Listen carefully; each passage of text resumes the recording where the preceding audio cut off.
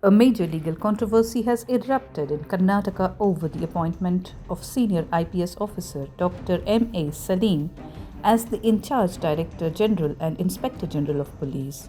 A delegation of prominent lawyers, Advocate Umapathi S, Sudha Katwa and Akhil Babu has submitted a formal representation to the state government and the Union Public Service Commission challenging the legality of the appointment.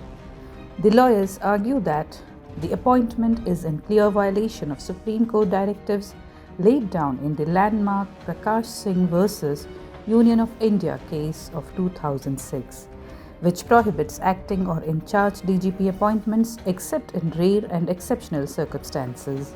Advocate Sudha Katwa has also issued a legal notice dated May 26, stating that no panel of eligible officers was sent to the UPSC, no justification for the ad hoc appointment was provided, and that this action amounts to contempt of court. They are demanding the immediate withdrawal of Saleem's appointment order, initiation of a transparent and merit-based selection process, and submission of a compliance report to the Supreme Court. The lawyers have warned that if the government does not comply within 7 days, they will initiate legal proceedings, including a writ petition or contempt petition.